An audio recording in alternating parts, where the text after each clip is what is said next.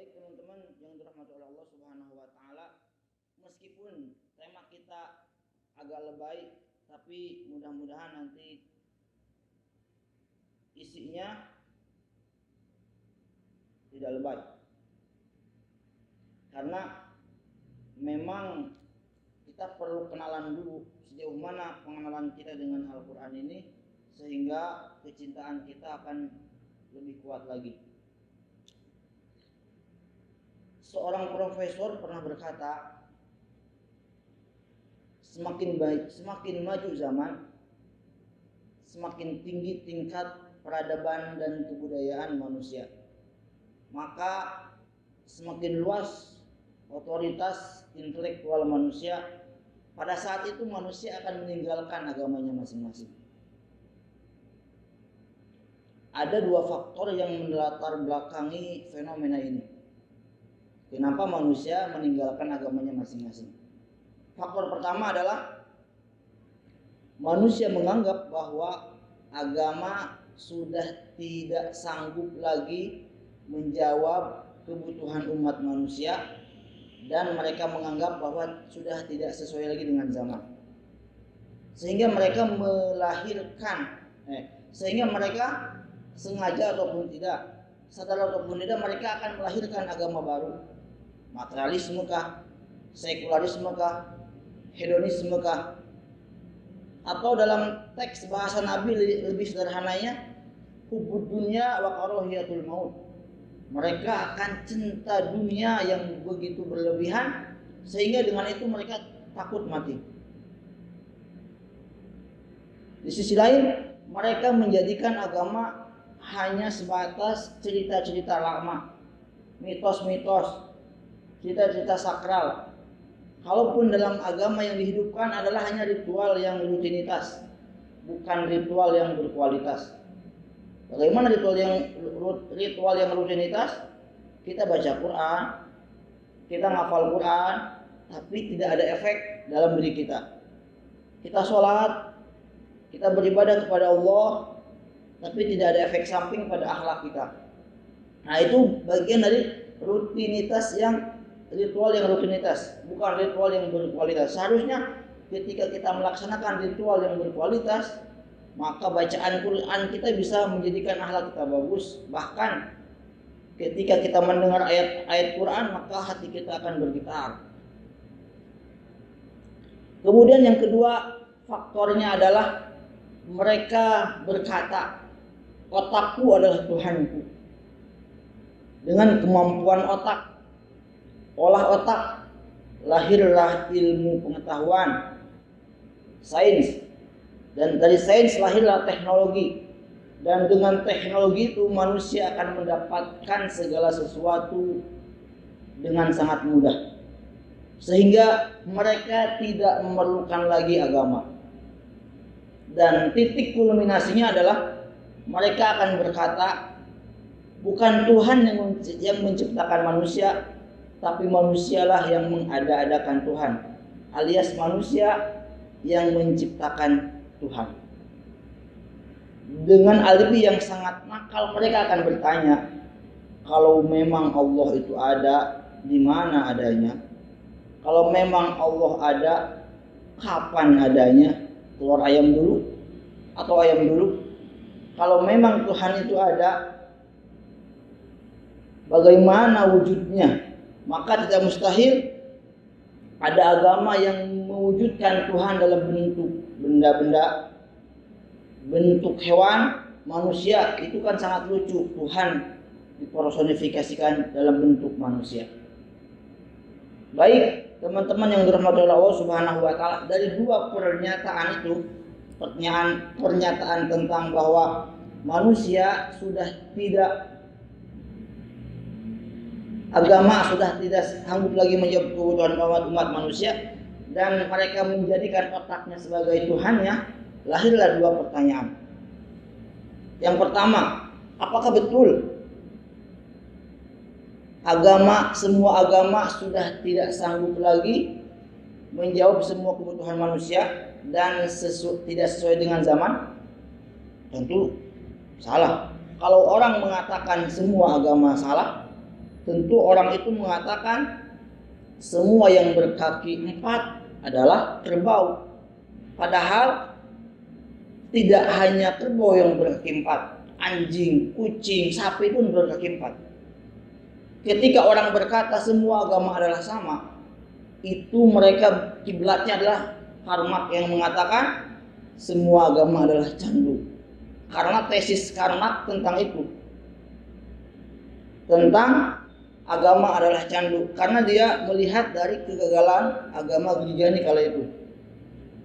Sehingga Karmak menyimpulkan bahwa semua agama adalah candu, padahal tidak semua agama adalah candu.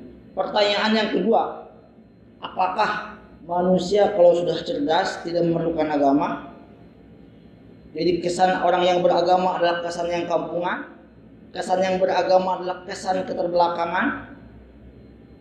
Tentu pertanyaan-pertanyaan itu harus dijawab dengan objektivitas, bukan subjektif. Kalau pertanyaan seperti itu dijawab dengan subjektif, maka kan jawabannya pasti terbatas juga. Tapi kalau dijawab dengan objektif, maka pasti akan ada kebenaran mutlak di antara semua kebenaran. Makanya di sini saya ingin menyampaikan, karena ini adalah smart Quran, insan smart, jadi orang-orang yang cerdas, yang pintar, sehingga anak ingin buka pengenalan Quran itu dari segi akal. Apakah Al-Quran ini selaras dengan akal kita? Apakah Al-Quran ini diterima dengan akal kita? Atau Al-Quran ini adalah hanya semata hayalan semata? Tentu ini semuanya bisa dibuktikan dengan logika, bahkan di dalam Al-Quran itu ada. Bagaimana kita mencari objektivitas ini? Seperti tadi pertanyaan-pertanyaan di mana adanya Tuhan. Nah, kita perlu jawaban dengan teori-teori ilmiah. Bagaimana kita membuktikannya? Kita lihat dulu. Kita akan mencari jawaban dari syarat-syarat Tuhan. Kalau Tuhannya betul, maka agamanya betul. Ketika agamanya betul, maka kita khususnya akan betul. Pertama, kita mengenal teori relativitas. Einstein terbatas oleh 4 dimensi: ruang, waktu, daya, dan guna. Sehingga dengan teori ini, maka syarat Tuhan yang pertama adalah mutlak, tidak terbatas. Kalau ada yang bertanya, kapan, di mana adanya Tuhan? Berarti ini terbatas oleh dimensi tempat, ruang. Kalau ada yang mengatakan kapan adanya Tuhan, berarti ini terbatas oleh dimensi waktu.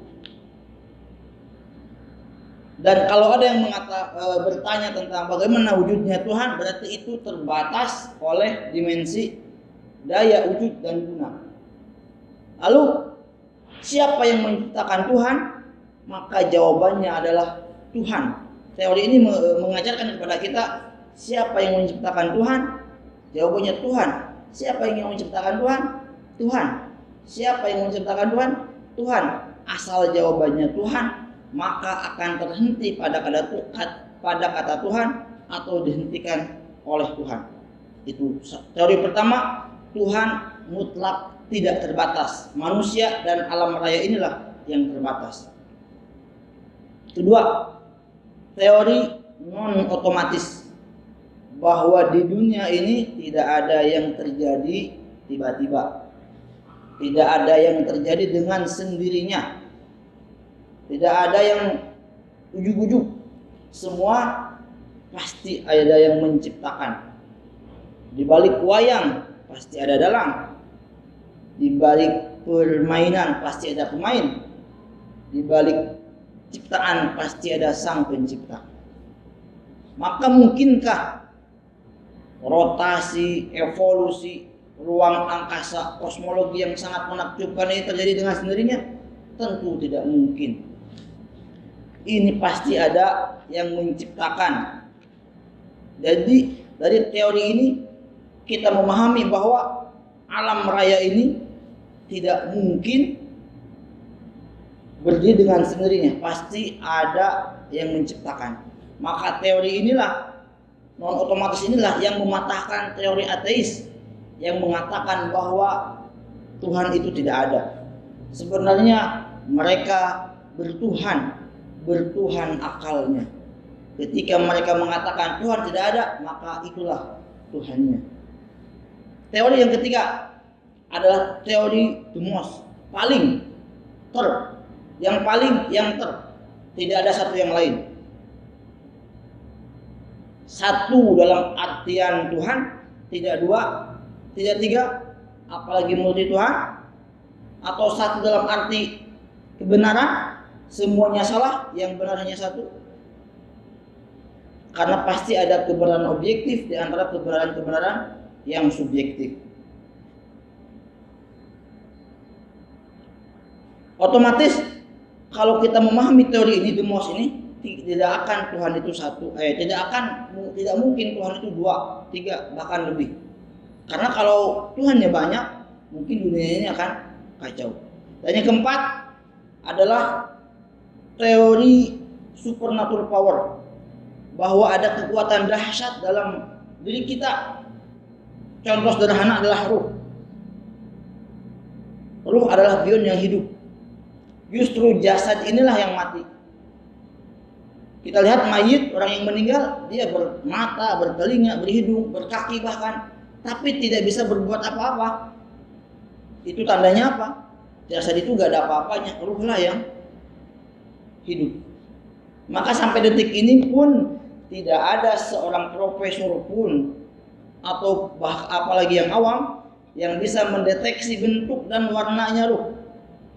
Sehingga ruh, teori inilah yang mengajarkan kepada kita bahwa kita itu betul-betul lemah, tidak ada apa-apanya.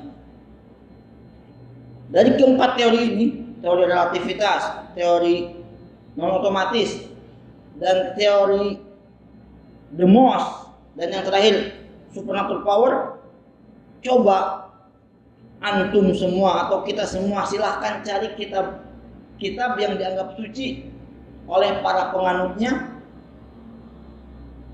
Kalau betul-betul ada jawabannya dari keempat teori ini, maka kitab itu benar-benar suci. Jangankan mencari kitab suci yang lain, membaca kitab, mempelajari kitab suci sendiri aja kadang kita sangat malas dan tidak mau. Kalau tidak percaya silahkan buktikan. Teman-teman datang ke tetangganya masing-masing, coba ketuk pintu, ucapan assalamualaikum, ambil Qur'annya atau minta Qur'annya, lihat apakah tangan kita akan berdebu. Hampir dapat dipastikan tangan kita berdebu. Why? Kenapa? Karena saking jarang dibacanya Quran yang ada di rumah itu. Quran itu harusnya menjadi bacaan, bukan tontonan. Bahkan Quran yang ada di rumah kita itu tersimpan rapih di lemari kaca sebagai pajangan. Bahkan kita gak pernah membuka Quran tersebut. Para teman-teman yang dirahmati oleh Allah Subhanahu wa taala, Profesor Rudd, seorang ahli suku kritis orang Rusia, beliau mencari kebenaran dalam 12 agama. Beliau masuk pada agama satu, pindah ke agama yang lain, dan beliau berhenti di agama yang ke-12. Dan agama yang ke-12 adalah agama Islam. Mungkin kita bertanya, kenapa beliau menjadikan Islam di agama yang ke-12? Karena mungkin beliau itu saking benci terhadap Islam sehingga menyimpan kebenaran Islam di yang terakhir, tapi menemukannya di situ. Mari kita jawab keempat teori ini dengan dalil Al-Quran, supaya kita lebih kenal lagi dengan Al-Quran, dan bahwa ketika kita mengenal lebih lanjut dengan Al-Quran, kita tidak akan berpaling, bahkan mengalahkan kecintaan kita terhadap ilmu yang lain, karena Al-Quran adalah sumbernya. Pertama, teori relativitas tadi, bahwa Tuhan itu mutlak, alam raya ini terbatas. Allah jawab dalam surat yang sangat pendek, sangat suka kita bacanya, itu surat Al-Ikhlas ayat terakhir. Lam yalid walam yulad walam yakul lahu kufuwan ahad. Allah itu tidak beranak dan tidak diperanakan, dan tidak ada satupun yang menyerupai dia. Maka ketika ada orang yang bertanya siapa di mana, tentu ini sangat bertolak belakang dengan jawaban ini. Allah itu ada sebelum kata ada itu ada, dan Allah akan ada meskipun kata ada itu sudah tiada.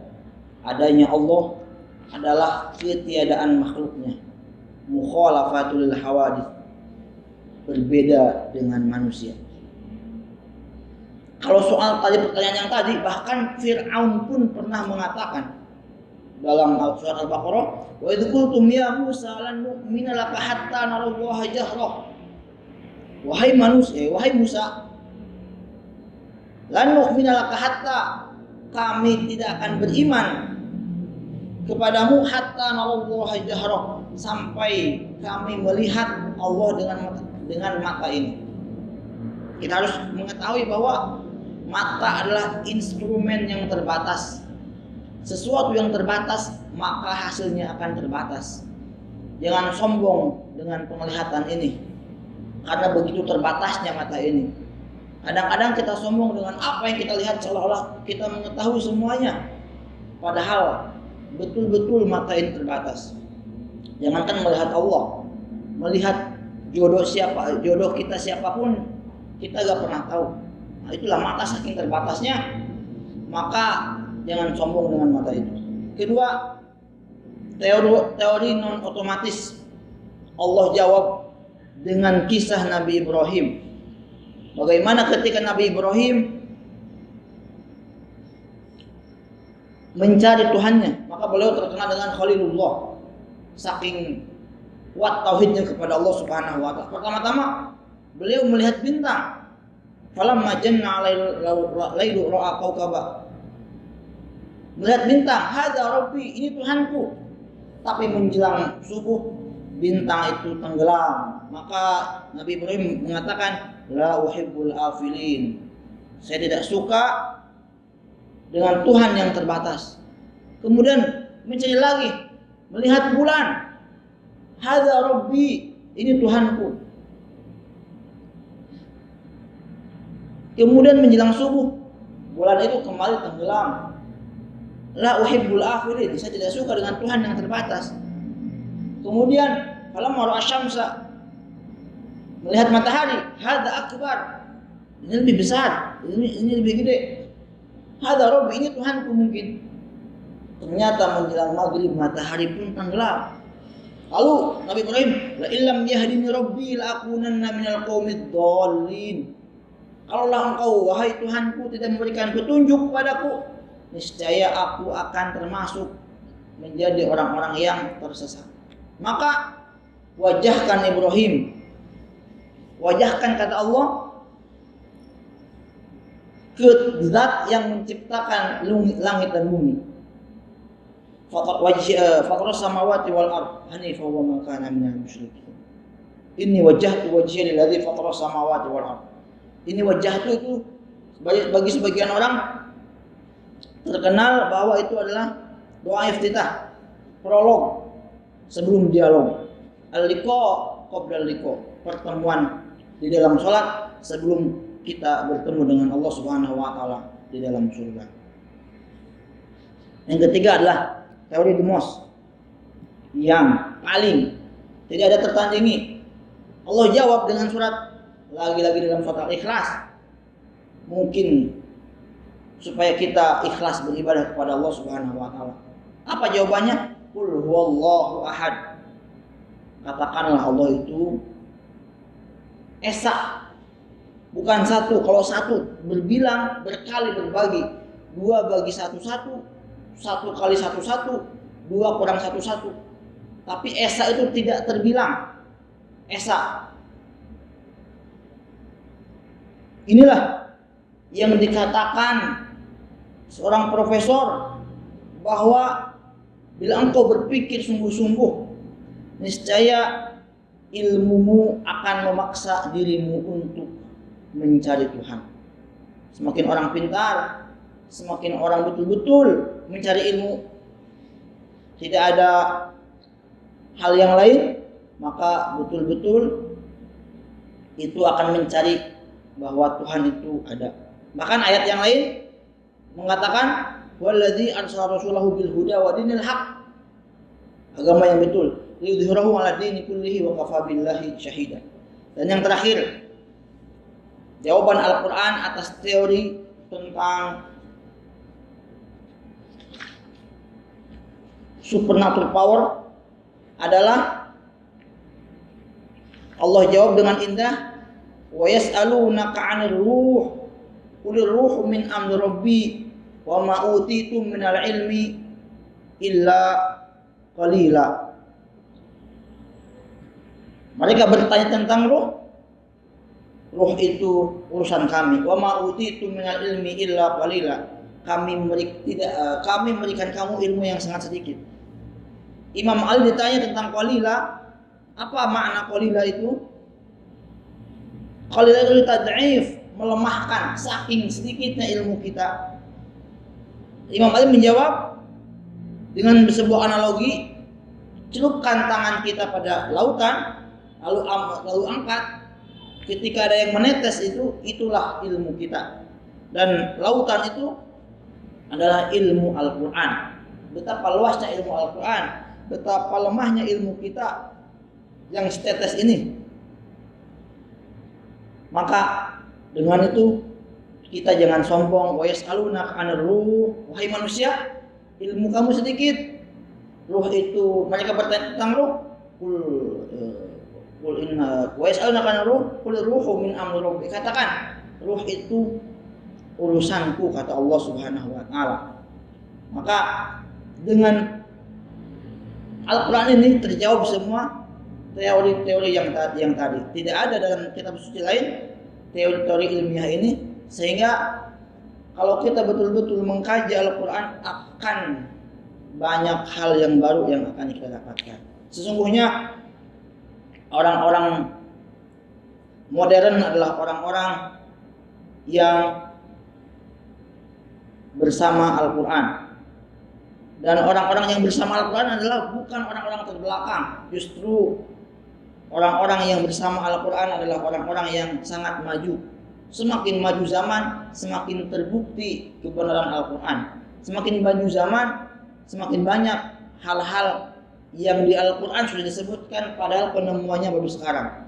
Karena kita jarang membacanya, karena kita jarang untuk ingin mengetahui dengan Al-Quran ini. Maka berkenalan teruslah dengan Al-Quran, berpegang teguhlah dengan Al-Quran, terus menerus berhubungan dengan Al-Quran, sehingga kalau kita berpegang pada hal yang hebat, maka kita semua akan menjadi hebat. Mungkin itu saja yang ingin Anda sampaikan. Mudah-mudahan bisa bermanfaat, walaupun katanya gak jelas suaranya. Tapi Ana rekam di sini suaranya doang. Ana rekam suaranya, mungkin nanti bisa di-share ke teman-teman. Tapi nanti ada pertanyaan, silakan MC. Terima kasih Ustaz, tapi untuk materi kita pada malam ini ya, saya mau nyoba sedikit dari kesimpulan yang sudah saya analisa sedikit.